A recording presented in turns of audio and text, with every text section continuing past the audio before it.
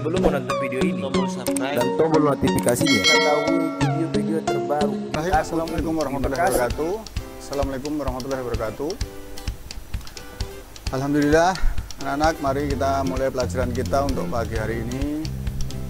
Masih di pembelajaran tematik, ya, pembelajaran tematik di subtema 1, tema 1, subtema 1 dan pembelajaran 1, yaitu di pelajaran IPS tentang masih lanjut yang kemarin tentang ASEAN. Nah, akan tetapi yang kita bahas di sini adalah kegiatan ekonomi negara-negara ASEAN. Apa sih kegiatan ekonomi yang ada di negara ASEAN itu? Nah, ASEAN itu negaranya kemajuannya semu cepat, ya, seperti Singapura, ya, walaupun negara kecil dia langsung maju pesat. Kemudian termasuk Malaysia dan Brunei Darussalam. Itu termasuk negara-negara yang berlimpah, ya, berlimpah untuk ekonominya, sehingga negara-negara tersebut menjadi negara-negara yang maju pesat. tombol subscribe Dan tombol notifikasinya, mengetahui video-video terbaru di akhir ini. Terima kasih. Masih ingat negara ASEAN ada siapa mana saja? Ya, yang pertama tentunya adalah Indonesia selaku pendiri dan beserta 5 negara yang lain. Ya, kemudian yang kedua adalah Malaysia, Singapura, Filipina, Thailand, dan yang keenam Vietnam, Brunei Darussalam, Myanmar, Laos, dan Kamboja. Baik, kita bahas satu persatu. Yang pertama, negara kita, negara Indonesia, dikenal dengan negara agraris. Tentu kalian semuanya tahu, negara kita banyak petaninya yang pertaniannya lebih daripada 60%. Nah, kemudian karena negara agraris, maka Indonesia kebanyakan penduduknya ada bekerja sebagai petani. Maka pertanian Indonesia adalah merupakan kegiatan ekonomi yang sangat mencolok. Kemudian ada juga kegiatan perkebunan. Oh iya, untuk pertanian tadi apa saja? Pastinya udah tahu semuanya kan? Untuk pertanian ya ada padi, jagung, ya kan? Kemudian palawija, kacang-kacangan, sayur-sayuran, dan lain sebagainya. Nah, untuk perkebunan ini ada kebun kelapa sawit, kemudian ada kebun apa? Ya, kebun kopi, kebun teh, ya, di puncak sama banyak. Itu diantaranya. Kemudian ada lagi pertambangan. Indonesia juga memiliki banyak tambang, baik itu tambang minyak ataupun tambang mineral seperti timah, besi, ya, mangan, batu bara, dan lain sebagainya. Itu adalah termasuk jenis-jenis apa? Ya, pertambangan. Kemudian negara berikutnya adalah negara Malaysia, ya. Nah, tadi sudah Bapak sampaikan bahwa negara Malaysia adalah merupakan negara yang maju. Nah, walaupun demikian, negara maju dia memiliki banyak petani juga, tapi hanya sekitar 40%. Ya, dari negara maju. Nah, ini yang paling utama dia adalah kelapa sawit. Ya, kelapa sawit ini sebagai andalan daripada perekonomian di Malaysia, karena dari minyak sawit ini dia bisa mengekspor hasilnya. Nah, di samping itu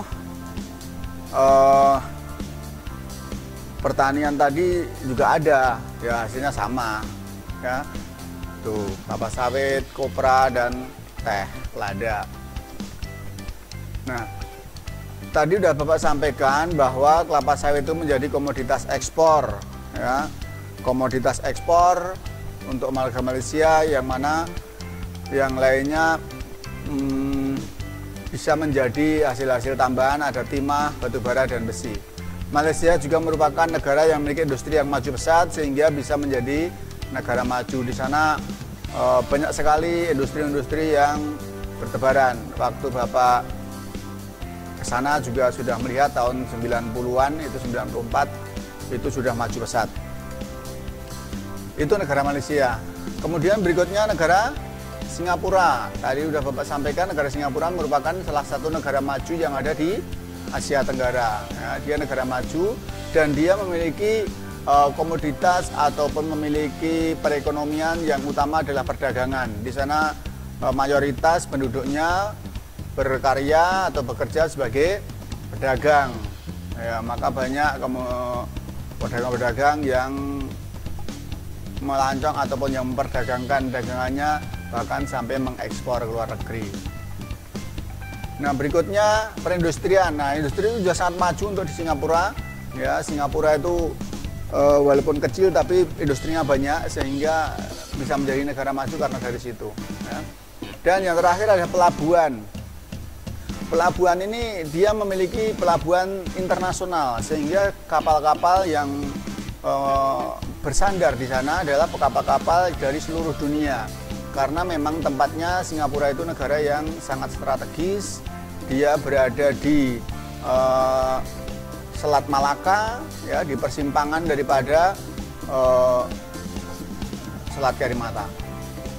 Nah, di situ kapal-kapal bersandar dan ditarik pajak, yaitu sebagai komoditas, ditarik devisa sebagai devisa negara. Ya, itu penghasilannya sangat besar, ya, dan ramai sekali. Nah, makanya terkenal gitu. Berikutnya yang keempat adalah negara Filipina. Nah, negara Filipina ini juga termasuk negara agraris karena juga banyak pertaniannya di sana. Nah, apa saja yang ada di sana? Pertanian itu ya sama, kalau yang namanya pertanian di mana negara juga pasti utamanya adalah padi, kemudian jagung, palawija, ya, dan lain sebagainya. Itu untuk di daerah Filipina. Ada kelapa sawit juga, serat tabaka, nanas, dan gula.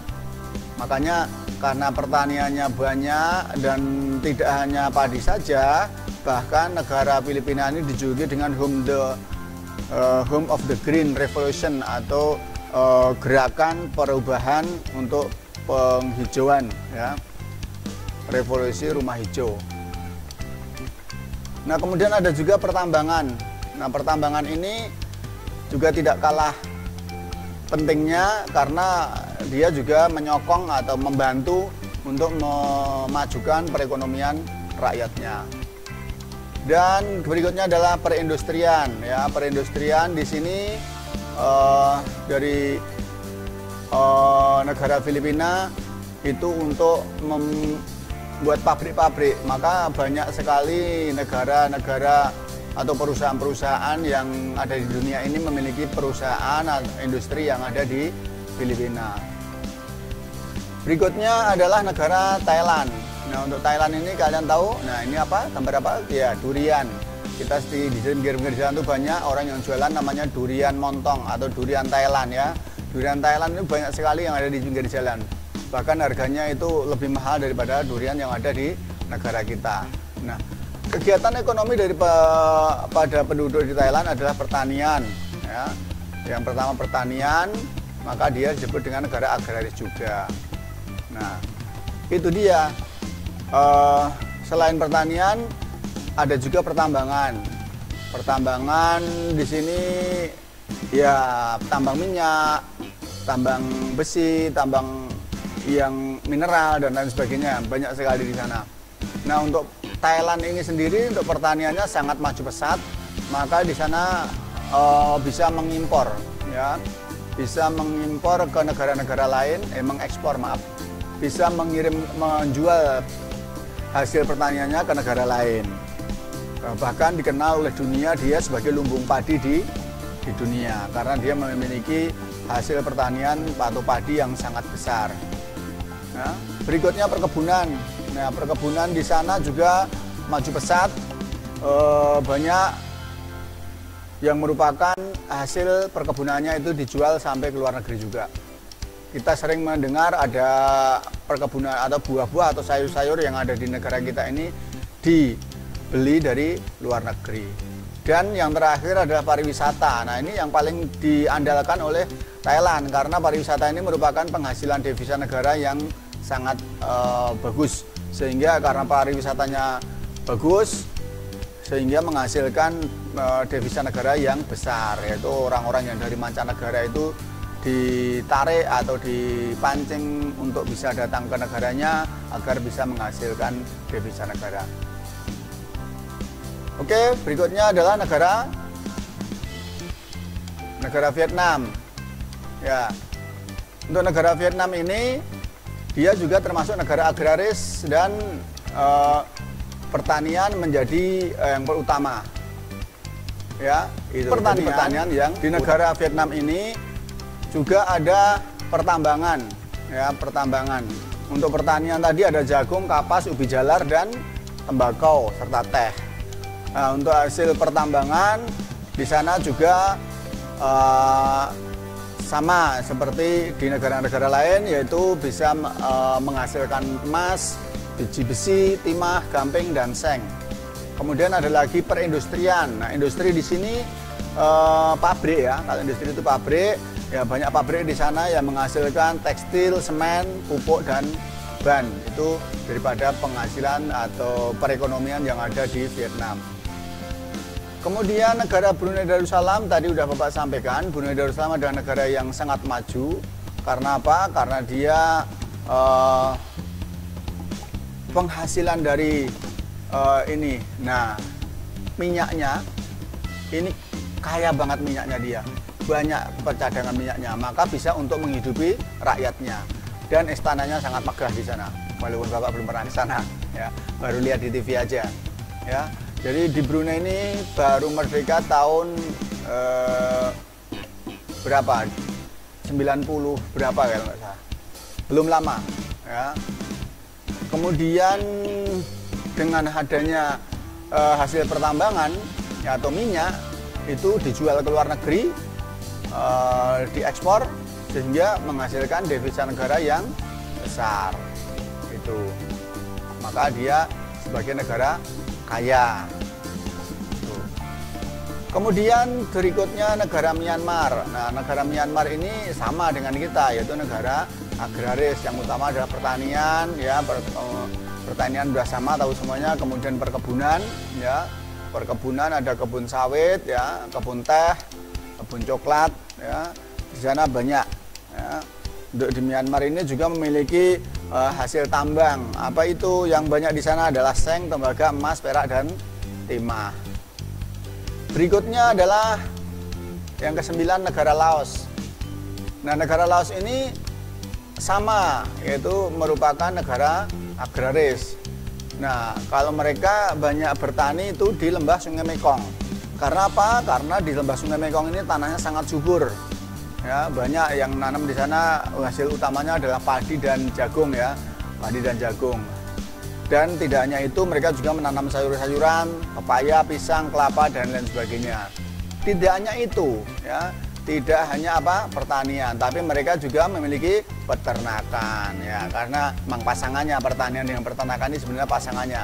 Di Indonesia pun sebenarnya peternakan banyak, karena banyak orang Indonesia itu yang bertani tapi juga beternak. Nah, di sana peternakan itu sangat maju pesat, sehingga sampai mengekspor hewan-hewannya ke luar negeri, seperti sapi, kerbau dan unggas. Itu dikirim ke luar negeri untuk hasil devisa negara. Kemudian yang terakhir adalah Kamboja. Kamboja ini juga sama, dia merupakan negara agraris, ya, agraris karena pertaniannya yang maju pesat, sehingga hasil pertaniannya bisa untuk menghidupi kebutuhan negara. Nah, di sini juga di Kamboja ini pertaniannya juga terutama di lembah Sungai Mekong juga. Karena apa? Karena ya di Kamboja dan Laos itu kan berdampingan, ya. Jadinya Sungai Mekong itu dimiliki oleh dua negara ini. Nah, di samping Sungai Mekong juga ada di sekitar Danau Tonle Sap, ya. Itu di daerah Kamboja tadi. Danau Tonle Sap itu sekitarnya merupakan tanah yang subur. Kemudian pengairannya mengambil dari danau tersebut, ya, sehingga cukup airnya bisa untuk mencukupi kebutuhan pertanian. Nah, padi di sana di Kamboja itu merupakan salah satu hasil terbesar di dunia dia, di negara dia, ya, di negara Kamboja. Itu padi merupakan merupakan hasil yang sangat diandalkan karena juga besar, sama seperti tadi negara Thailand, ya. Setelah di samping padi juga ada karet dan sebagainya. Oke, cukup sekian. Mudah-mudahan dapat bermanfaat dan dapat memberikan penjelasan pada kalian semuanya. Kalau ada pertanyaan silahkan dikirimkan ke nomor WhatsApp Bapak. Terima kasih. Assalamualaikum warahmatullahi wabarakatuh. Demikian yang saya sampaikan. Sekian, semoga bermanfaat dan terima kasih atas perhatiannya. Jangan lupa untuk subscribe, like, dan share dari ekobudayo.com. Assalamualaikum warahmatullahi wabarakatuh.